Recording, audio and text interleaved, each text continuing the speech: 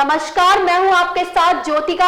आइए रुक करते हैं फटाफट खबरों की ओर। भाजपा की नेतृत्व वाली एनडीए ने राज्य में वामपंथी सरकार के कथित कुशासन के विरोध में सोमवार को केरल सचिवालय के 4 में से 3 गेटों का घेराव किया। सुबह करीब 6 बजे से ही सचिवालय के 3 गेटों के बाहर सैकड़ों भाजपा समर्थक जमा हो गए।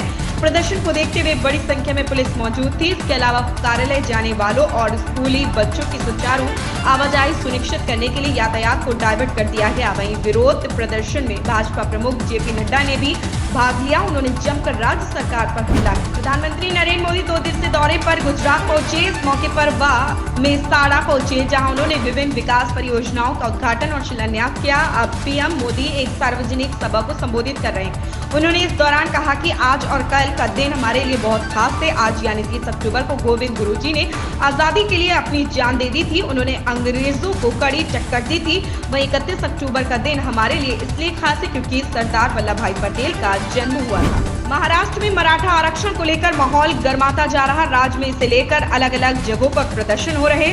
बीच में ऐसे ही एक प्रदर्शन के दौरान प्रदर्शनकारियों ने राष्ट्रवादी कांग्रेस पार्टी के विधायक प्रकाश सोलंकी के आवास पर तोड़फोड़ की और वहीं आग लगा दी। सुप्रीम कोर्ट कथित दिल्ली आबकारी नीति घोटाले से जुड़े भ्रष्टाचार और धन शोधन मामले में पूर्व उप मुख्यमंत्री मनीष सिसोदिया की जमानत देने से इनकार कर दिया।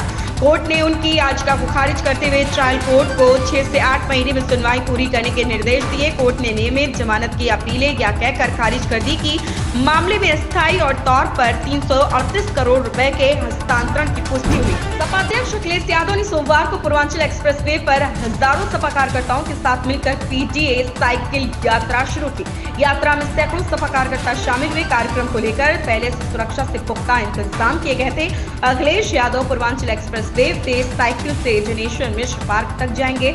अपनी यात्रा को लेकर उन्होंने सोशल मीडिया साइट एक्स पर लिखा कि सामाजिक न्याय होगा पक्का जब घूमेगा बदलाव का चक्का। लखनऊ के अटल बिहारी वाजपेयी काना स्टेडियम में विश्व कप 2023 के खेले गए मुकाबले में भारत ने इंग्लैंड पर 100 रनों की यादगार जीत दर्ज की, जिसके बाद जीत के बाद स्टेडियम का नजारा देखने वाला था। पूरा स्टेडियम आतिशबाजी से जगमगा उठा। दर्शकों भी झूमते नजर आए।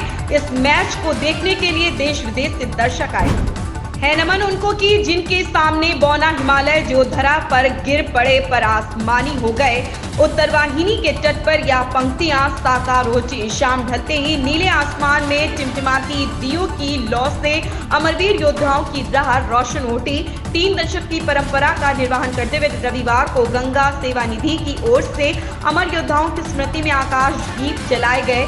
दशाश्वमेध घाट पर आकाश दीप की शुरुआत हुई। गणपति वंदन व देशभक्ति गीतों की धुन के साथ आसमान में आकाश दीप सज गए। गंगा सेवा निधि के संस्थापक स्वर्गीय पंडित सत्येंद्र मिश्र को श्रद्धासुमन अर्पित किए गए। दिवाली से पहले महानगर को 25 और इलेक्ट्रिक बसें मिलने वाली। इन नई बसों के आने के बाद बेड़े में बसों की संख्या 52 हो जाएगी। इनमें से ज्यादातर बसों को ग्रामीण रूटों पर चलाने की तैयारी है। इससे गाँव से शहर आने वाले यात्रियों को काफी राहत मिलेगी। महानगर के 9 रूटों पर वर्तमान में 25 इलेक्ट्रिक बसों का संचालन हो रहा है, लेकिन संख्या कम होने से लोगों को बस स्टॉप पर बस के लिए लंबा इंतजार करना पड़ता था। शासन के निर्देश पर जल्द ही जिले को 75 इलेक्ट्रिक बसें मिलने वाली हैं।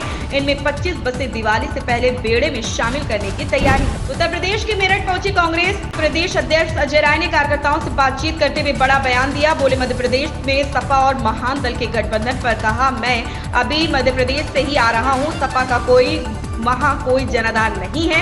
मध्य प्रदेश में कांग्रेस और बीजेपी की लड़ाई है। मध्य प्रदेश ही नहीं 5 राज्यों के चुनाव भी कांग्रेस ही जीतेंगे। उत्तर प्रदेश की 80 में 80 लोकसभा सीटों पर चुनाव लड़ने के लिए कांग्रेस तैयार। कांग्रेस ने शास्त्री नगर स्थित गेस्ट हाउस में देश विदेश के झूलेलाल मंदिरों में व धार्मिक स्थलों से लाई गए पवित्र मिट्टी के दर्शन आमजन को कराए गए। इसके बाद मिट्टी को लखनऊ के लिए रवाना कर दिया, जहां से अयोध्या ले जाया जाएगा। सपा के राष्ट्रीय अध्यक्ष अशोक अंशुवानी ने बताया कि पिछले 5 माह से एकत्रित की गई मिट्टी को 100 सदस्य दल शहर लेकर आया। 31 अक्टूबर को विधि विधान मंत्रोच्चार के साथ निर्माणाधीन श्री राम मंदिर में समर्पित की जाएगी। इन खबरों में बस इतना ही। बने रहिए हमारे साथ।